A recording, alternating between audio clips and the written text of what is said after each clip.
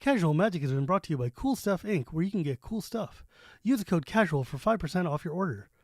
We're also sponsored by Quiver Time, makers of the Quiver and Bolt deck cases and other fine card-holding accessories. Use the code CASUAL on their site for 10% off your purchase. And by Architect, a deck hosting website that doesn't sell anything, but they like me and I like them, so kindly use them for all your deck list needs. Now, on to the show.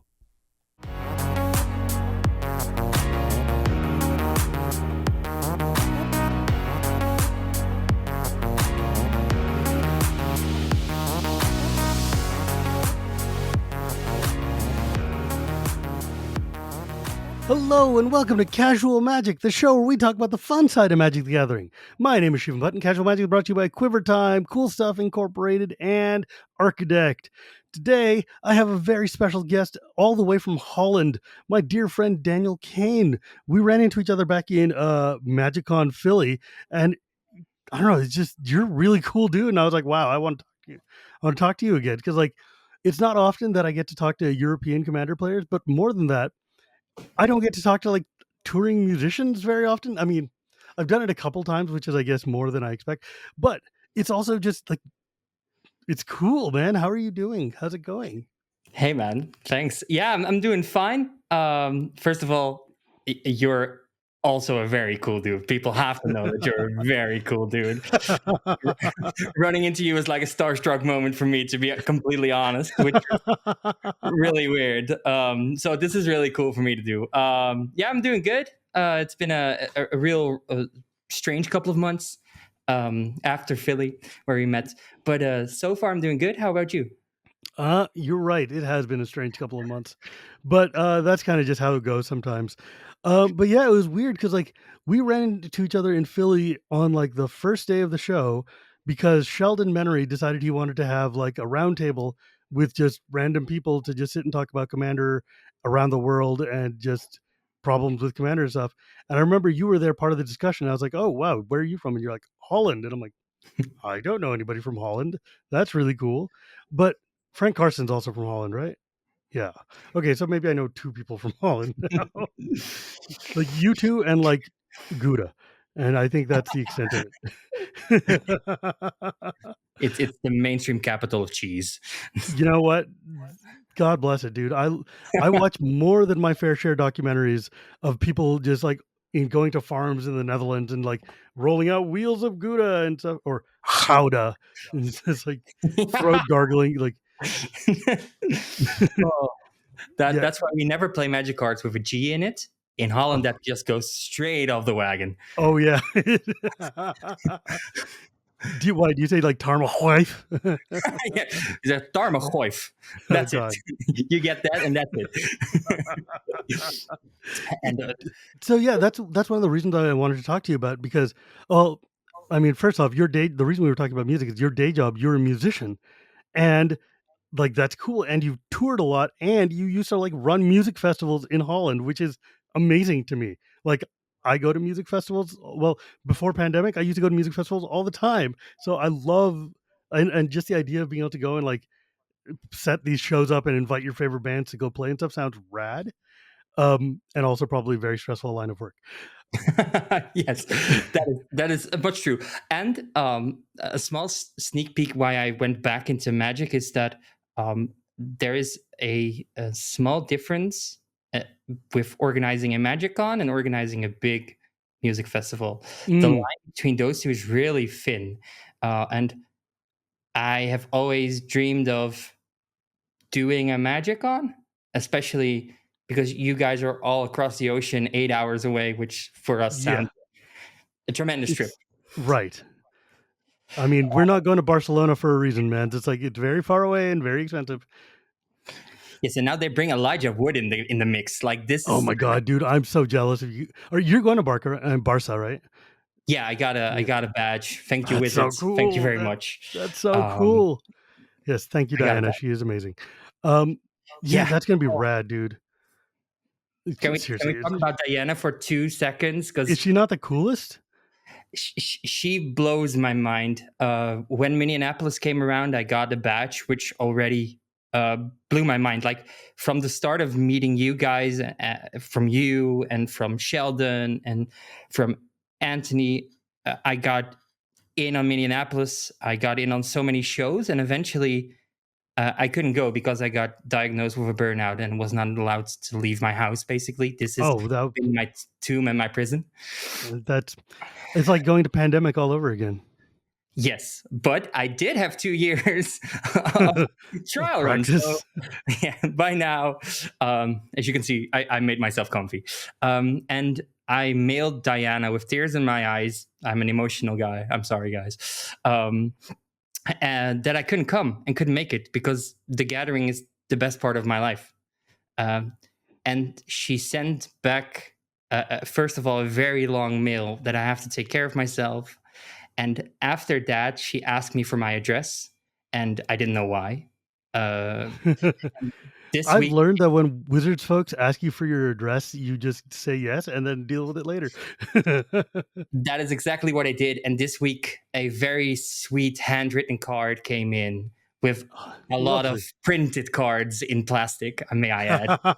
Um, so it's she's so sweet, and what I said for Minneapolis as well. Sorry, I keep rambling on Diana, but I really like her. Yeah, Diana, for the those of you who are not like, I guess, content creators, she is the new content creator liaison lady for Wizard of the Coast. We all met her for the first time in Minneapolis, and she left a very good impression upon literally every one of us because she's just rad. And I'm like, Yeah, no, like shame to any of the folks who were there before because they're all still my friends and they're all very, very cool. It's just nice to have another cool person who's there. yeah, like the entire wizard staff. I love them so dear, which is for me it's a very foreign concept because it like in musical culture here in Holland we make together, we create together, we build up big festivals, we see everything behind that. So you know the guy who delivers every drum kit, and you know the manager of that, and that all seems like persons you work with. Wizards is the first company that I don't even work with them. Like I'm just the guy who makes videos, um, and they're widely open to anything you say. I mean, Gavin is a rock star in my eyes for everything he does.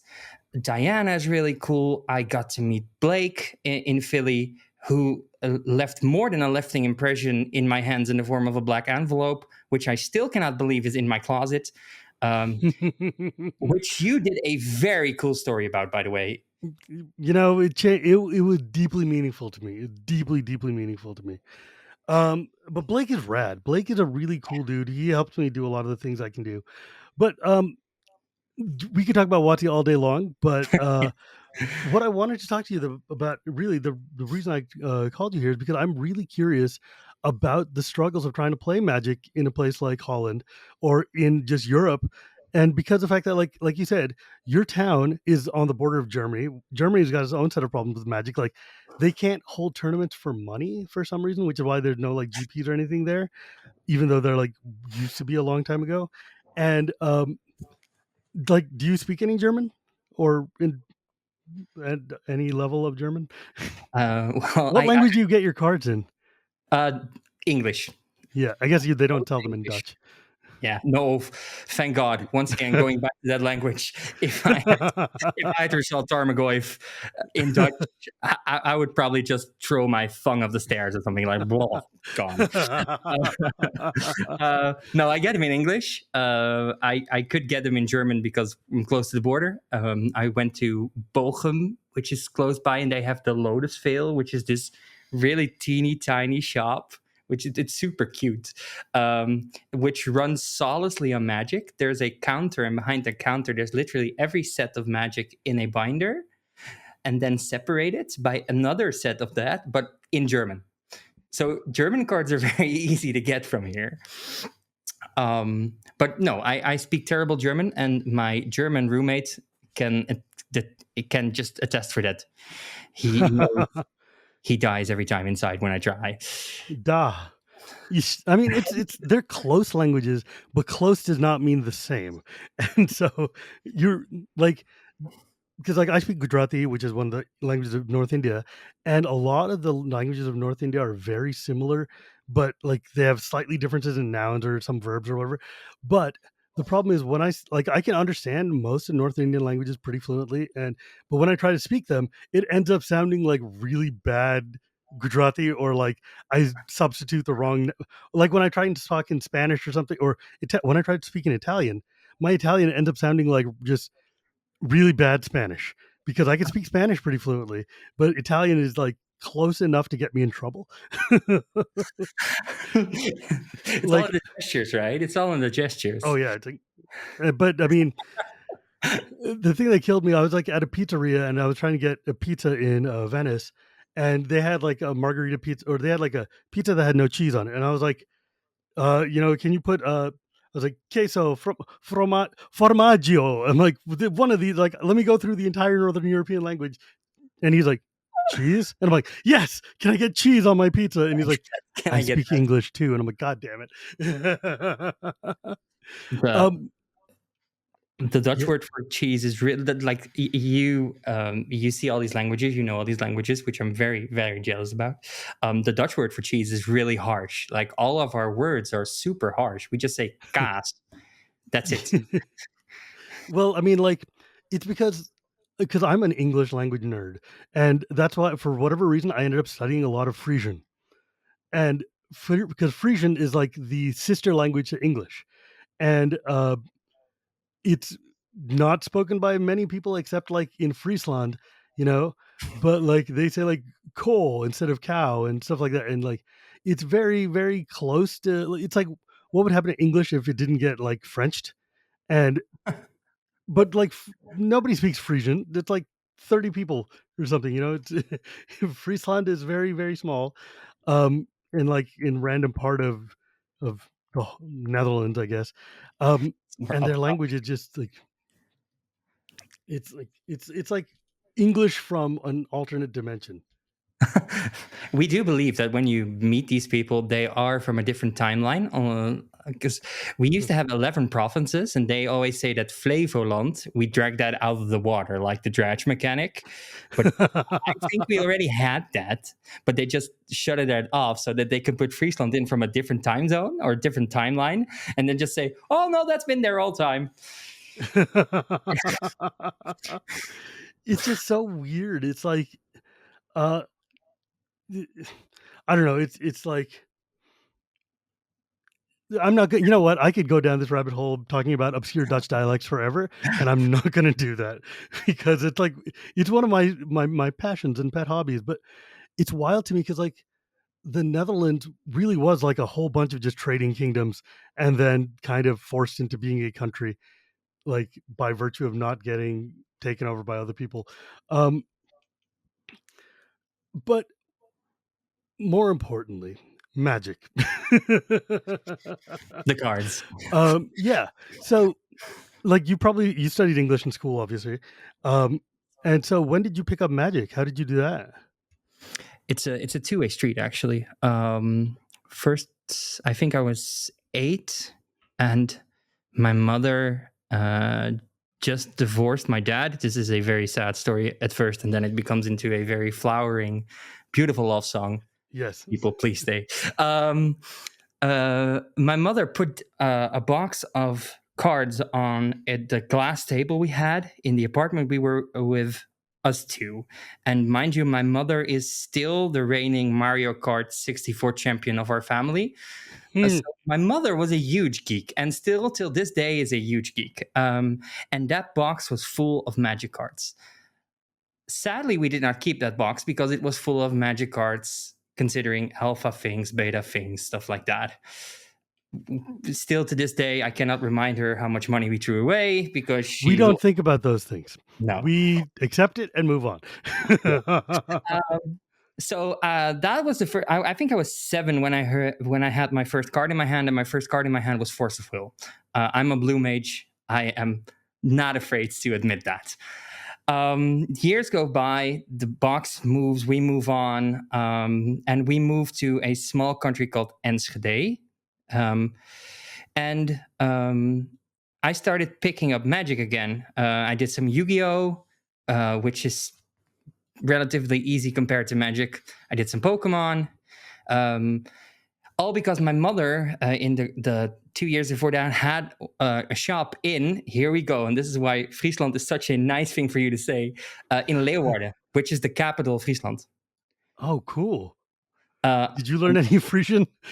I did. I had to on the middle school. You had to take that language. It was completely disciplinary. You had to. It was 4 hours in the week. I still know how to say four in Frisian, which is fjouwer. Yeah. And It's um, it's so funny. Yeah, anyways. yeah, No offense to any Frisians out there. I love no, your no, no, language. I spent a lot of time no. thinking about it. So my mother used to run the store over there, and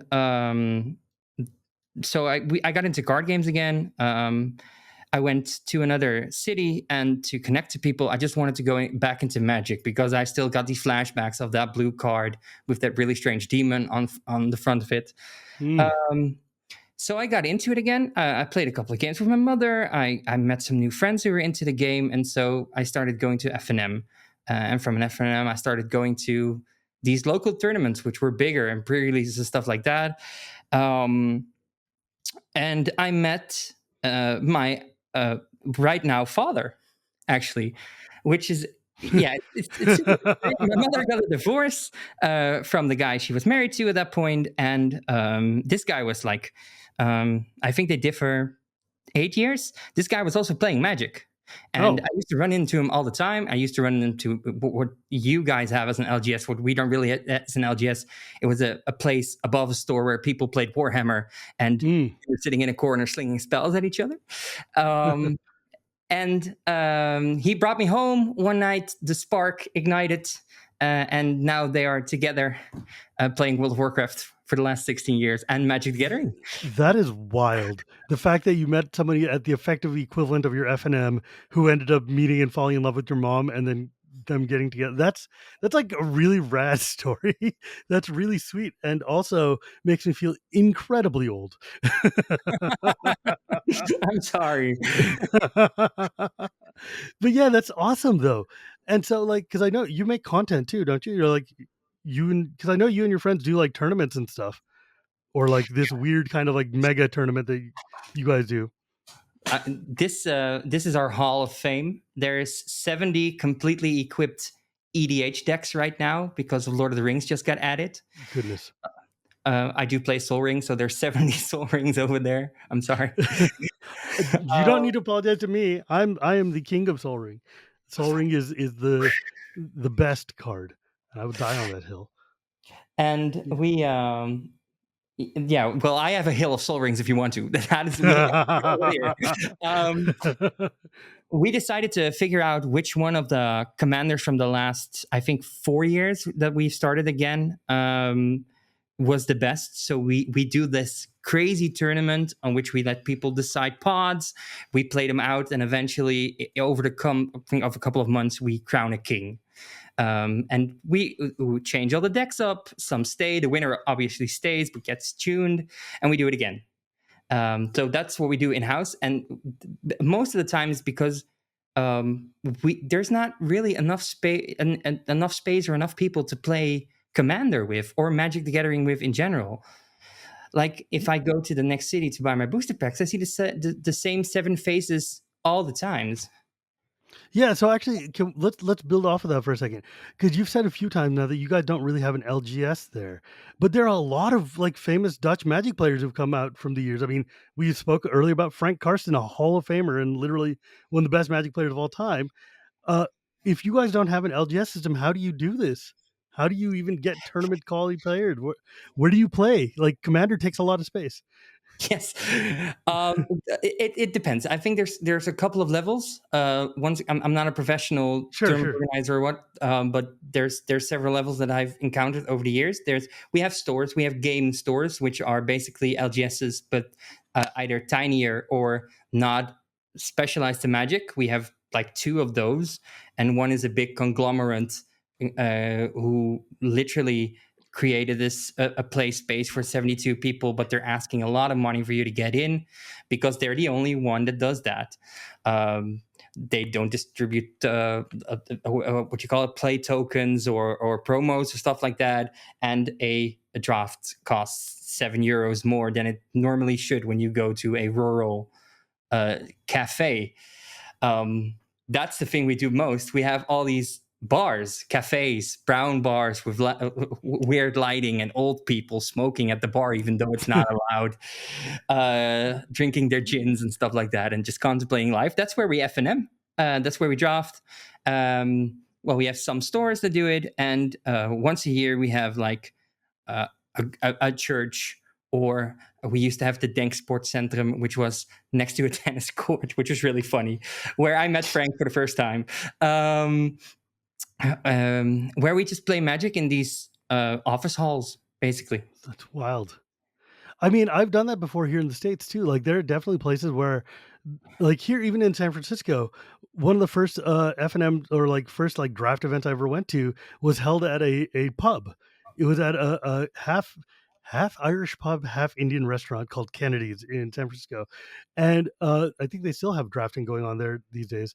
But yeah, it's like sometimes if you don't have a store, you go to whatever you can that's got open spaces that'll let you camp out as long as you buy food from them or whatever. They don't carry, right? So um but that makes it hard to build any kind of community though, doesn't it? Like, or get people together, because like one of the benefits of having stores is that like everybody goes to the store to buy the cards, and people go to bars not to necessarily buy cards.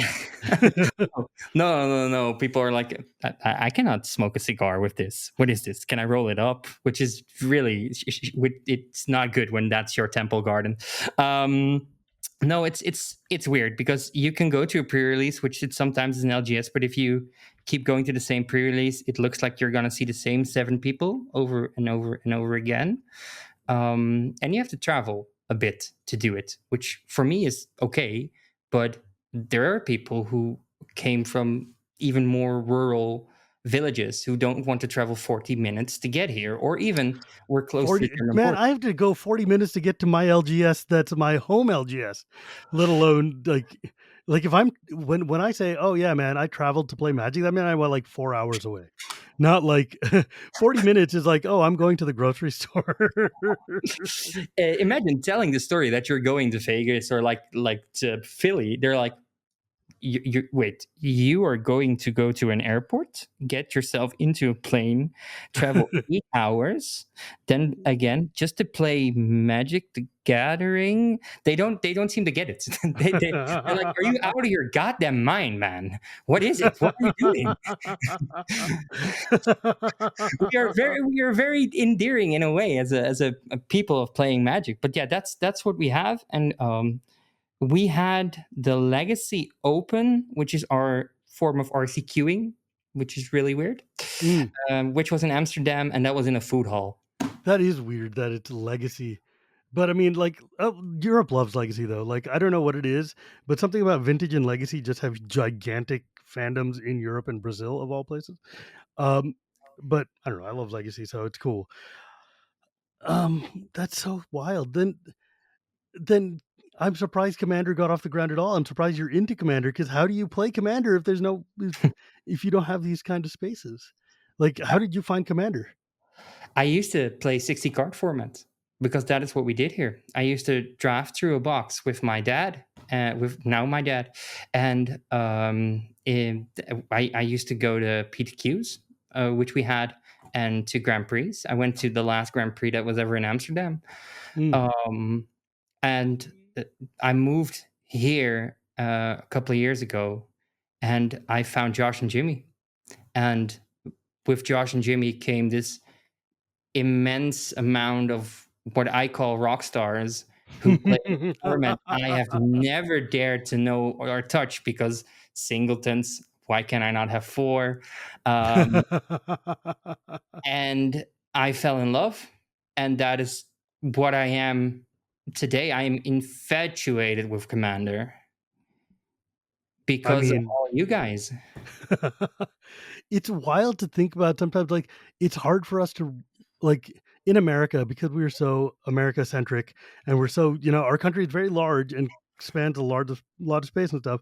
So it's very easy to forget that people outside of this specific zone are paying attention and listening and looking at us and stuff. Like when I talked to Esmond from Singapore, and he was like, "Yeah, man, I watch all your shows and content." I'm like, "That's so crazy," because I was like, "Is your meta that different?" He's like, "Look, I watch the same stuff on YouTube that you do." And I was like, "That's fair. That's very fair." And so Josh and Jimmy's arm is like infinitely long. And when they're like, "You need to be playing Vidalca or Ori," everybody around the world is like, "We'll play Vidalca or Ori." And I don't think they would say that. I think they would find that too slow now, even. Um, when they're sitting there saying, "Oh, you can't play 3 mono rocks anymore." I'm like, "Yes, you Yes, can. you can. Yes, you Curse can." Mirror is amazing. Cursed Mirror, forget that. Like Midnight Clock. Midnight Oh, Clock is yes, like my favorite mono rock ever. It's like, yes, I would like a time twister in a couple of turns, yes. 3 cycles around the table. Let's go. Um, God. um, do you ever go to Germany to play? Not, yeah, I went to COMMANDFEST Frankfurt last year, Oh yeah. and this is a juicy story though. It was still on the verge of pandemic last Mm. year, and especially Germany was really rough on regulations. So there could only be an amount of people in the building, or the fire department would think about something, and it had to be safe. Everybody had to be mouth guarded. Everybody needed to be vaccinated, which I totally agree with. The only thing was, arriving there after a 3.5 hour drive, it turned out to be into the city hall of that small, well, adjacent city to Frankfurt. It really wasn't Frankfurt. And inside, there was a vendor. I think Mark Poole was there to sign things. And behind that, there was a COVID test center. The people who Oh had COVID shit. had to go to the same entry as us. Oh no. So Oh it no. so incredibly off that and the entire combination of this was already really stressful and weird. It was very hot, so people were not wearing their masks because it was really hot, and people were being stubborn. And eventually, I had my girlfriend with me at the time.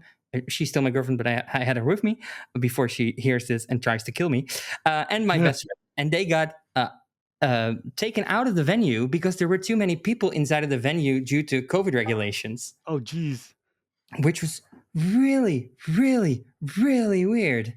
So after I think a couple of hours, I played one side event. We bought a box of Dungeons and Dragons, cracked it, packed it in, went to a restaurant, played Magic with the three of us, and that was it. And honestly, after that COVID-filled dream, I just don't feel like playing Magic in Germany anymore. I guess that's fair. That would have probably put me off a little bit too. Oh my goodness. Trying to have magic in the same place as a COVID test center feels poorly thought out. Like that feels like, I mean, desperate times, right? Like you do what you got to do. Yeah, But I don't know that I necessarily would have gone to that. But it's only a few hours away from you, so it's probably not that bad. Um, there was a Command Fest recently in Europe, but I don't remember where that was. I think it was in Germany too, wasn't it? yeah, the But same, like on the other literally side the of same Germany. place. Oh, Yeah, was it? yeah, it was the same city. I don't know if it was the same place, same city, because Probably didn't have they a were the COVID test this time, entertainment. bro. No, no, no, we're all good on that department these days. Uh, no, it's. I think they did a couple now, which was surprising for me. But still, I'm still not really much allowed to move because of the burnout. So Hmm, I'm playing my own Command Fest right over there. fair. Um, Command Fest bedroom is definitely a popular place to go these days. yes, yes, yes. Yeah, I so hand out soul rings to everybody who comes as well. Like, oh, you get the promo. You get the promo. I get to make my own promos and give them to me. It's weird though. It's like it's so funny because like I remember the first Command Fest and they had all these fancy soul rings. Everybody's like, "Oh my god, we get a cool soul ring!" And now I could like wallpaper my house with all the soul rings and arcane signets and crap that I've collected from all these different events. And it's like, well, I'm still only using a limited soul ring, so I don't know why I'm even asking for these because I don't care. I'm just like, if it doesn't say tap on it, like I don't want a T, I don't want a slanty arrow. I want it to say tap, and I want it to say mono artifact. That's if it's not mono artifact, Oh, then I'm not here for it. Um, oh, the original one. Oh yeah, like Oh, I am a magic boomer in every sense of the word, and like that's one of the things. Like the only real places you get to play like truly old cards in Commander is your land base and like your mono rocks. And so every chance I get, I want to play the oldest possible version of these I can, just because I have them. They like make me happy. Like people are like, oh, why are you flaunting? I'm like, I'm not flaunting. I'm just old, and this is nostalgic. That's all it is. It's like, there's a yeah. certain kind of magic to it, pun intended, of course. But you have this card for, or this card is on the earth for a incredible long amount of time, and it is still in use. That is the beauty of Commander. You can just play everything that is ever printed and is still around. Exactly. Well, I mean, to some extent, like you can't play Chaos Orb or whatever, but No. yeah.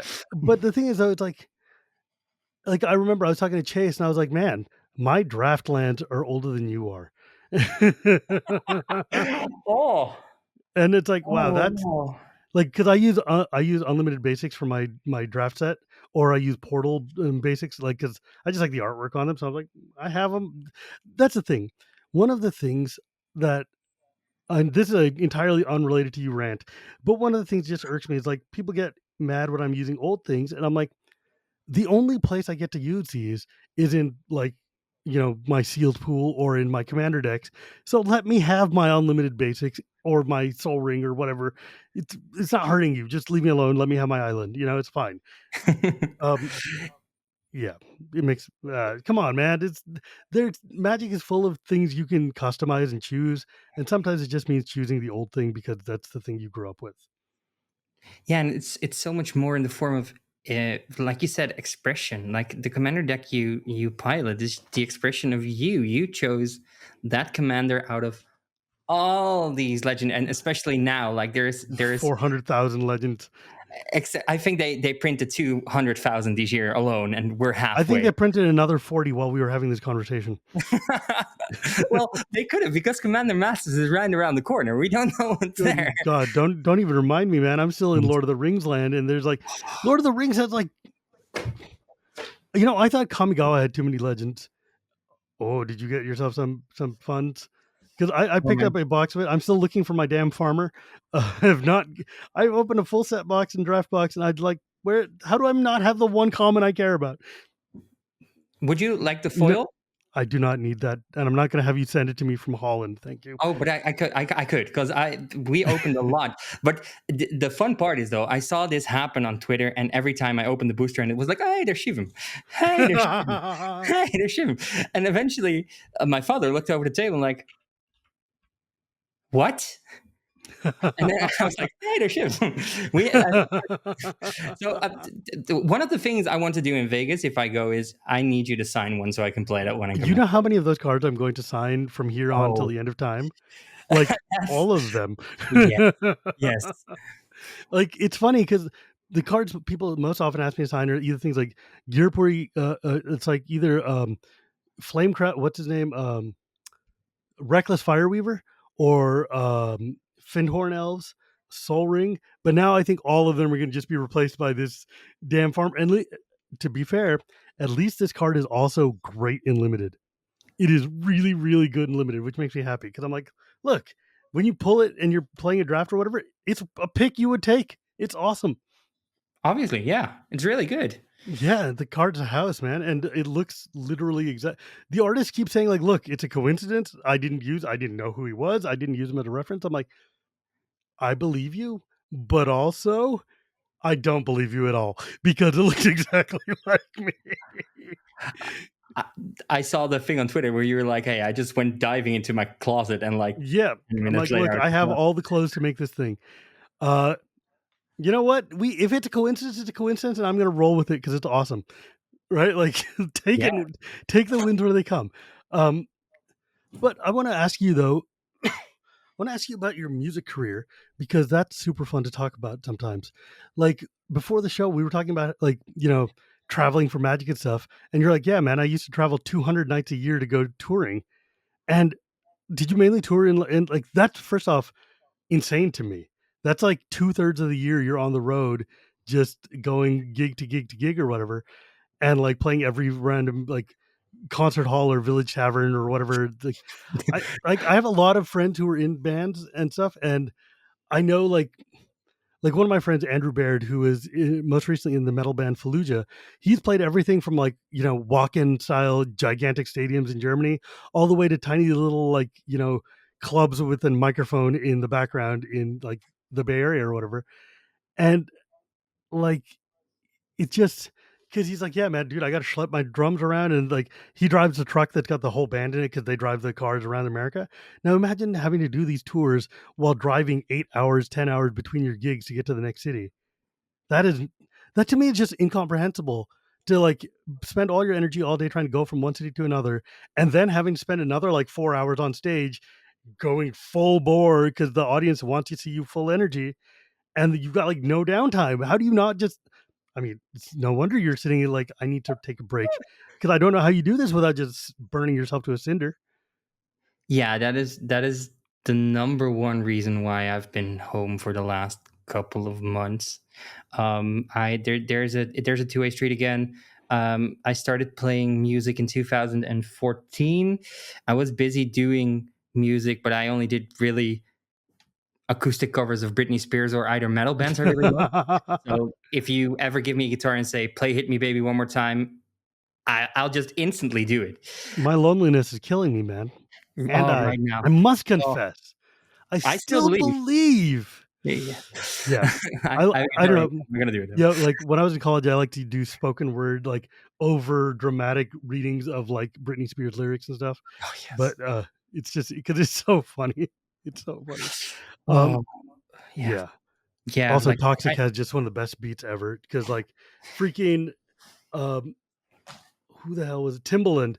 Timbaland just like wholesale stole like Indian rhythms and stuck Britney Spears and all these other people on top of it. And I'm just like, I love you so much because your rhythm patterns are so good.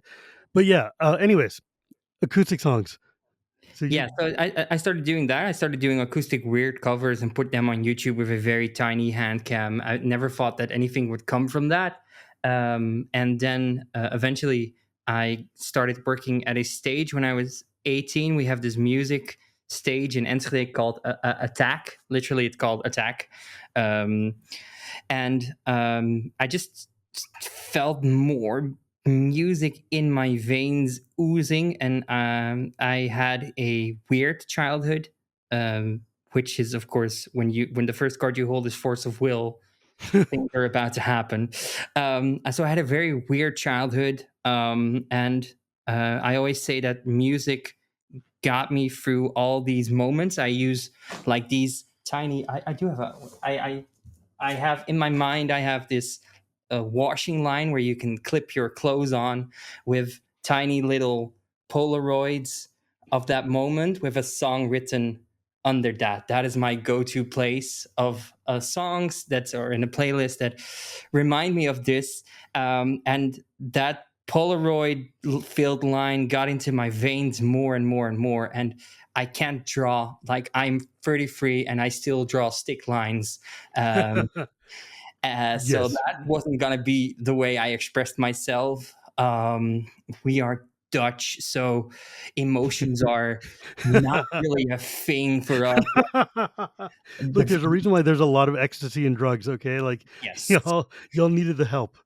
yes, yes. We invented Geneva because we didn't want to talk to each other about how we actually felt. Um, so music got bigger and bigger. I started working the stage. I became a DJ, and I felt the urge of entertaining, like making people feel nice. And then Nine from Damien Rice came out, and that's like delicate, and especially Nine Crimes just bored into my soul that bad that I wanted to. For the very first time as a teenage guy, I was like, I feel like this, and I want to create something that helps people who feel like how I am feeling.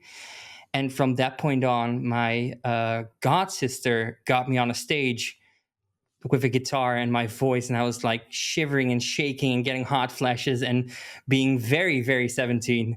Um, I did that. I started doing that more. I formed a band around myself. I played my very first show was a sold out show Oh, in my rad. home, in my hometown, in that place where I've been working from 18. And That's hot. I use finger picking a lot, and my father, my godfather, is very big in the country. Like he tours America with a bluegrass band and stuff like that. Oh, wow. He was on the stage, and he was very proud.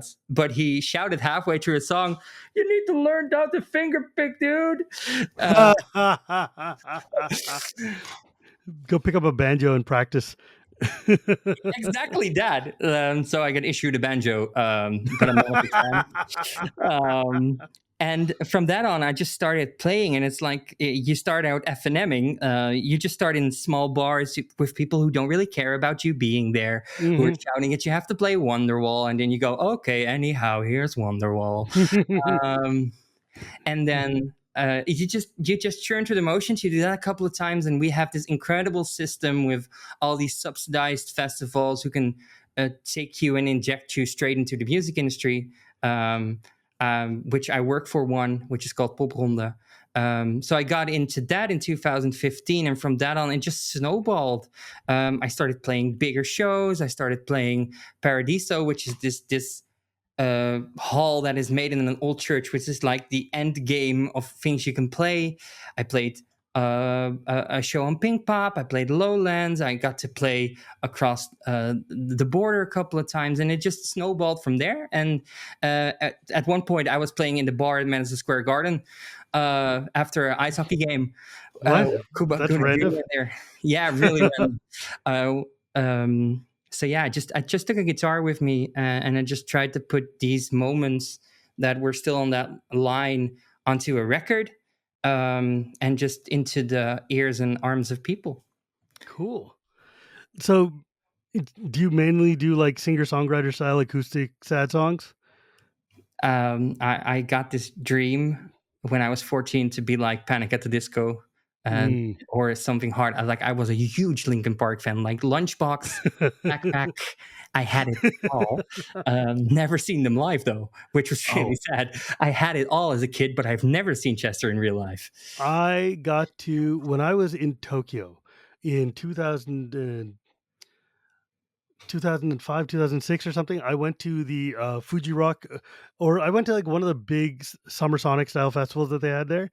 Because here's the thing that drives me mad. Like on the first day, Metallica was playing and they did the full Master of Puppets thing. And I was like, and I didn't get to go to that because I've seen like Metallica a million and one times.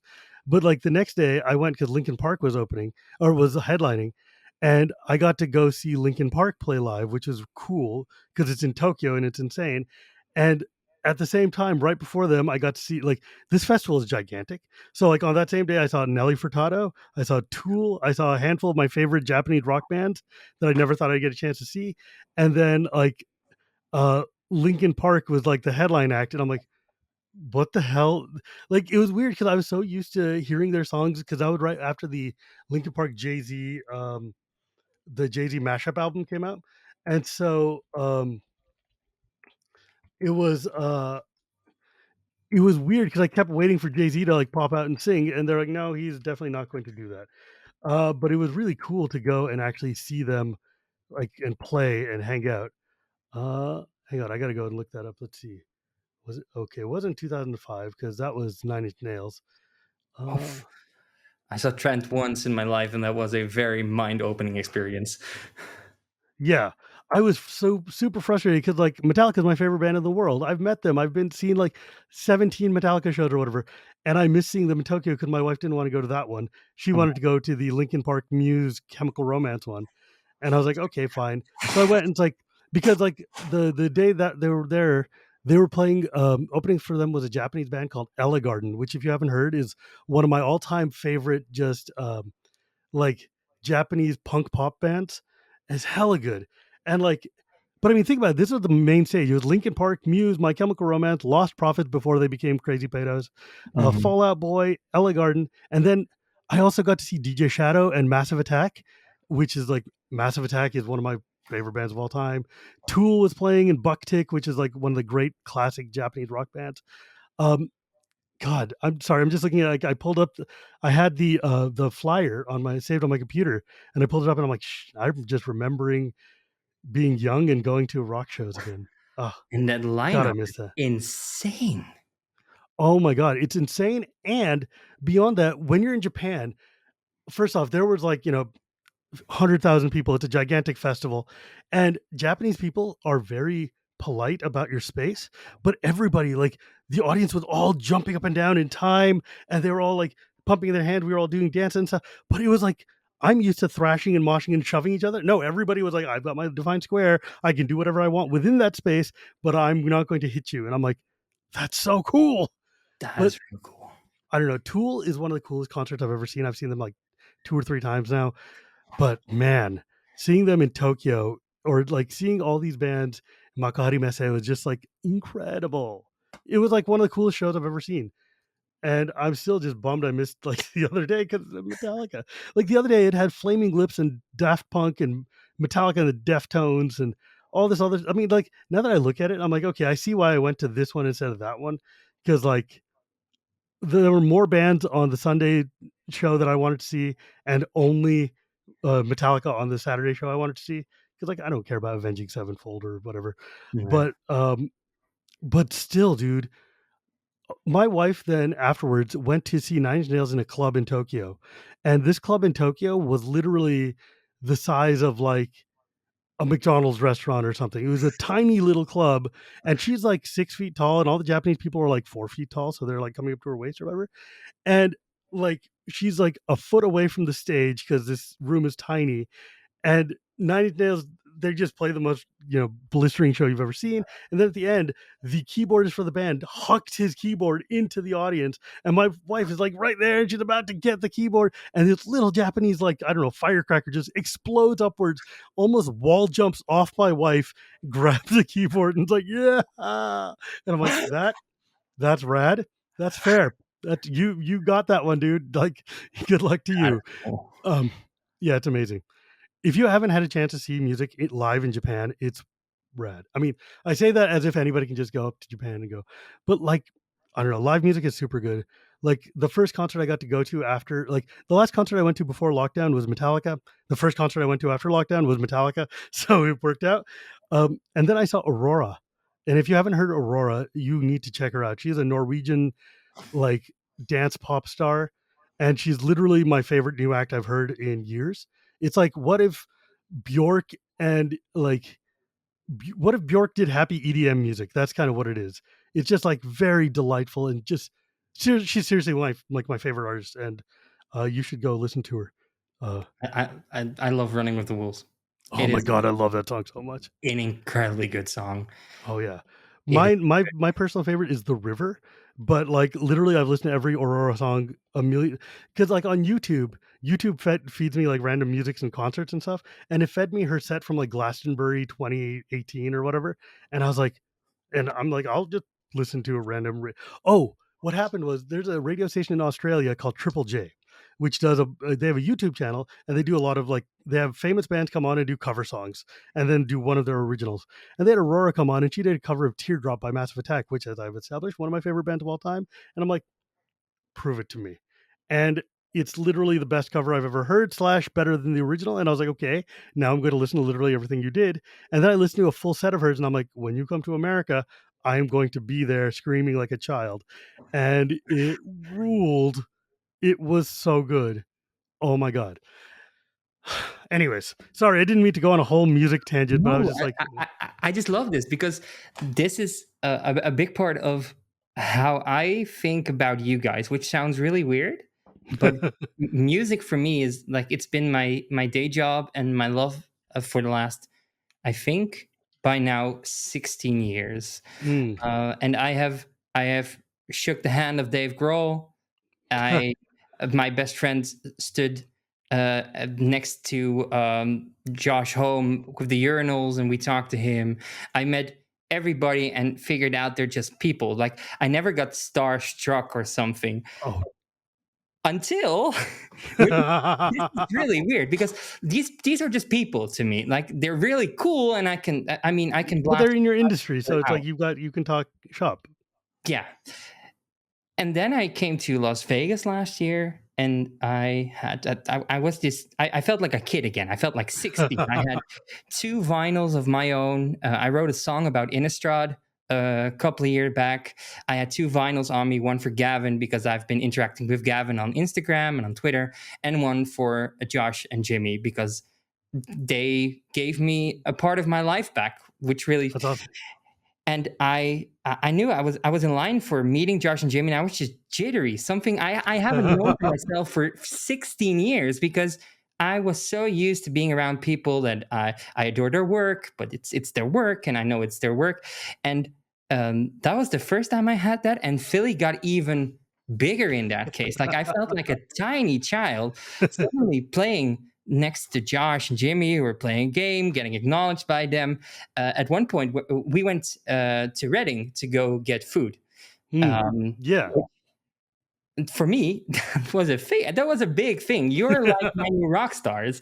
So That we got we went and got breakfast together. It was amazing. I got I pulled into in the same Reading. I got pulled into by Josh. Because I gave him the record last time, and he pulled me in front of his wife and he said, like, "This is the guy who made the record we listened to. This is the guy." And right there, I could have fainted right there. That's so cool. That's so cool. It's Josh's wife, by the way, is amazing. I love her. She's so cool. But yeah, dude, that's wild and amazing. I mean, look, the first time I met Josh and Jimmy, I was a little starstruck too, until I realized that I'd known Jimmy for decades because we both played Magi Nation as kids together. But but yeah, I was just like, holy crap, I'm starstruck. This is amazing. Or like the first time I met BDM, oh my goodness gracious. I was just like, it's Brian David Marshall. It's so cool. Um, yeah, it's like it turns me into an idiot when I talk to some of these people. I'm just like, oh my god, I'm talking to my. Um, yeah, but like I didn't even get to ask you about like what it's like to run a freaking like a concert tour and in not tour, because like you run festivals, you run yeah, music shows, you put on big huge things. Like that's cool, man. You're bringing music to the people. That's amazing. Book yeah. Aurora.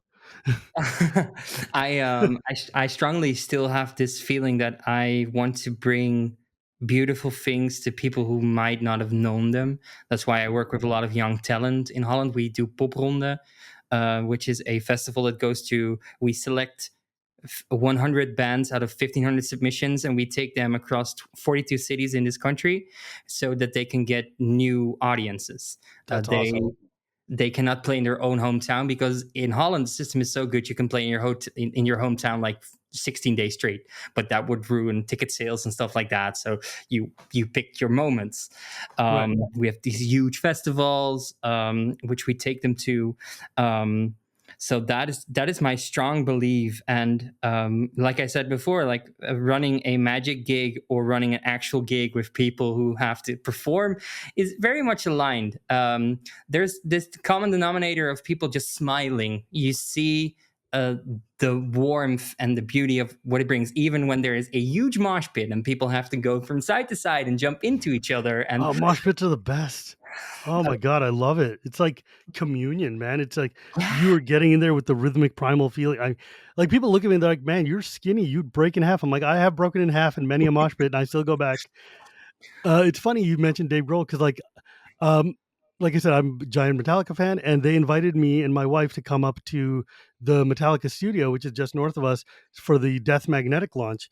And so me and my wife were like, and I was like, "Hey, do you want to go see Metallica?" And she's like, "Yes, are you kidding me? Let's go."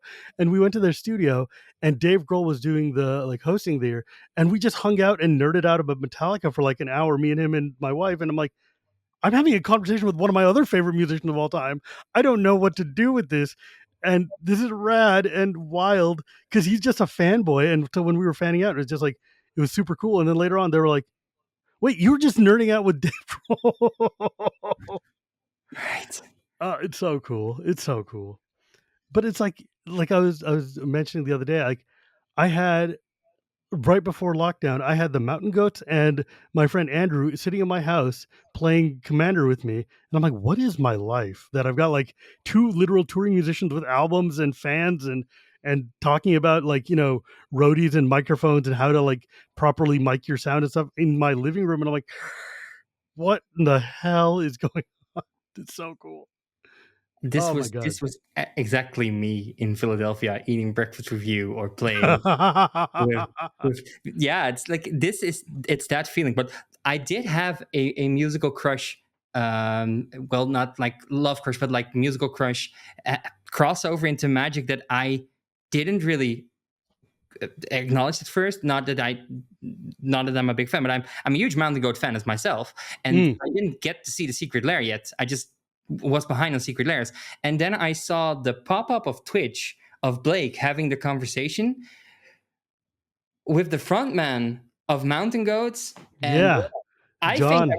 I just exploded this week because that was on, and that was just like all these worlds. Like Krim is a huge My Chemical Romance fan, and he went to My Chemical Romance in Vegas, and he knows the frontman of Hyperville, which I knew from seeing here a couple of times.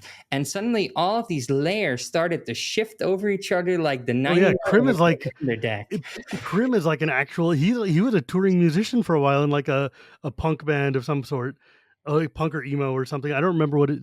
He's never actually told me what his music is. I should ask him. But like, yeah, he's like an actual musician himself. And there's a lot of you.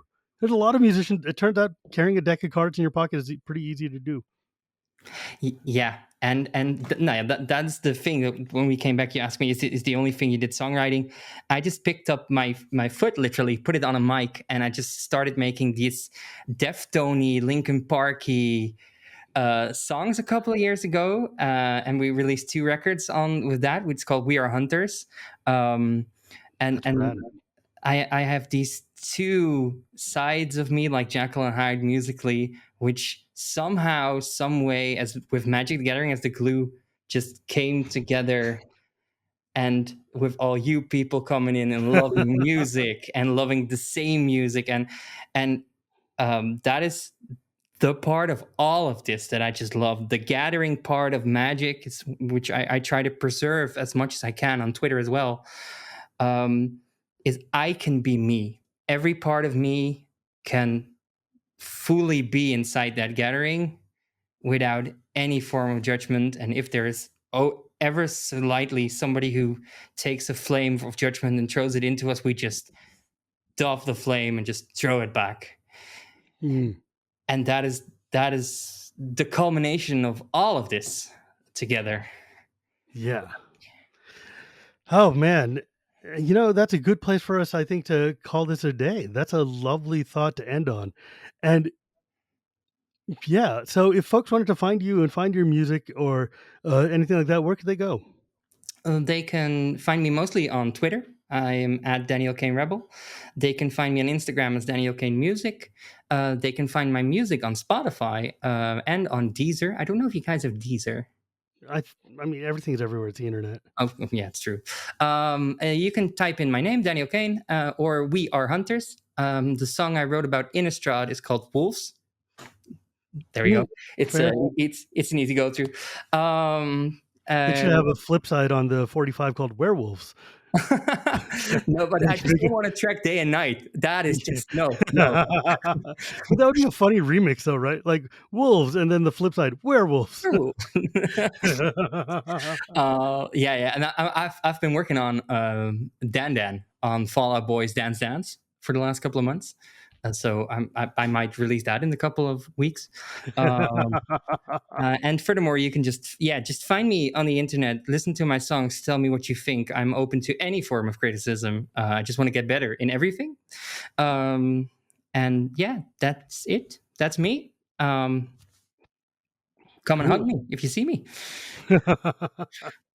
Awesome, man. And as always, you can find me at Gearboard Gears. You can find the show anywhere podcasts are sold, or at Cool Stuff Inc. every Tuesday, or at YouTube every Tuesday. Thank you to my editor, EK. And remember, my friends, it's not magic without the gathering, and we will see you next time.